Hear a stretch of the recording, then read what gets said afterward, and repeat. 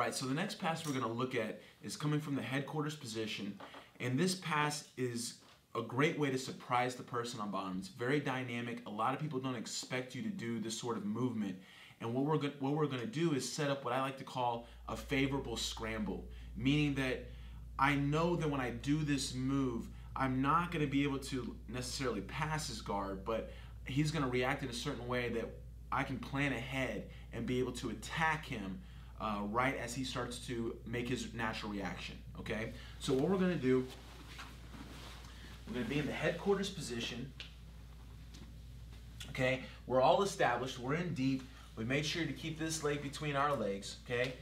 You know, this is a great one to do if they're holding the ankle. You know, maybe we've tried to drop in and whatever, and we're just looking to change things up a little bit and catch them by surprise, all right?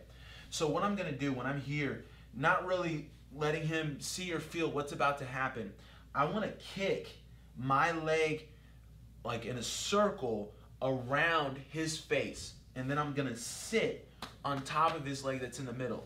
So whenever I'm here, I'm going to throw my left leg over and connect here on top of his other leg. And I'm literally just going to kind of slide down from this position. Now, it's very natural for him to want to catch an underhook from here, all right? And I know this, and I don't plan on trying to stabilize this position, but instead, I want to get close enough to where I can attack his neck, and now I can.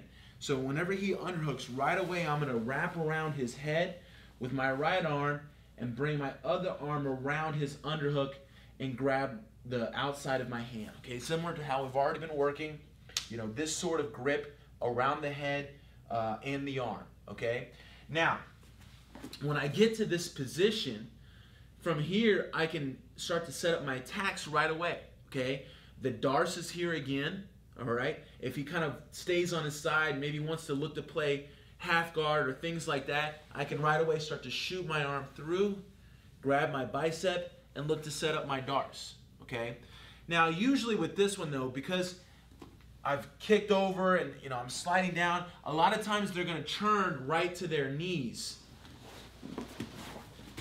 Yes, okay, while we have the head and arm, all right? So knowing that's how he's likely going to transition, as he's coming up to his knees, I'm going to let go of my hand just for a second and come around in front of his arm and then re-grip my hand right in front of his chin. Okay, so I'm gripping just like this, all right?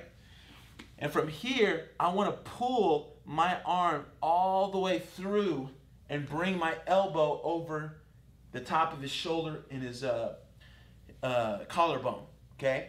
Now, I have the no-arm guillotine, and this is all happening in transition. So before he even realized what happened, I'm already transitioning to his neck, ready to take this no-arm guillotine, okay?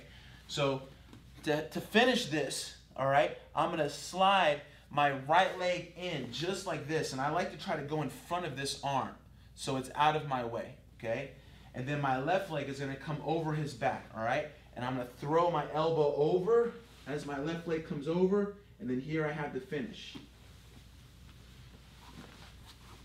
That's usually the most likely finish that we're going to use at the end of this technique, okay? However, though, if he stays on his side, you can attack the Darce, all right? So again, we're in a nice established headquarters position. Like I said, this is a great one to do when they're holding the ankle, all right? To kind of help me get this in position a little bit, I'll kind of do a little bit of adjustment of his leg. So it's really just this one leg pointing straight up, all right? Now I'm going to swing my leg over, and you see how I'm sitting on his leg, okay? And then I just let myself slide down. Now he's going to want to take this underhook. From here, I'm already going to his head and wrapping around, okay? This will help shut down his underhook. And this, you know, this is kind of its own position where I can attack the Darce and, you know, threaten his neck, maybe even look to step over to mount, things like that, all right? But like I said, most of the time they're going to continue to turn and come to their knees. Now look how I already switched my hands by the time he's up on his knees, okay? So now I'm in the no-arm guillotine position, all right? From here, I'm going to pull my arm through around his neck, so it's just his neck around my right arm, okay? My left arm is just pulling that, all right? And I bring my elbow over as I slide in and throw my leg over the back, okay? So we finish right here with him not having any way to stop this choke, all right? One reaction you might do is fall over to his side, in which case I will follow him and base and finish this on top. It's a very fast choke, okay? So let's look at this from the side. Right here, I'm in position. I throw my leg over, start to slide down, take the head. If he comes up, look, I already switched my hands. From here, I pull it through, slide in, and get the finish.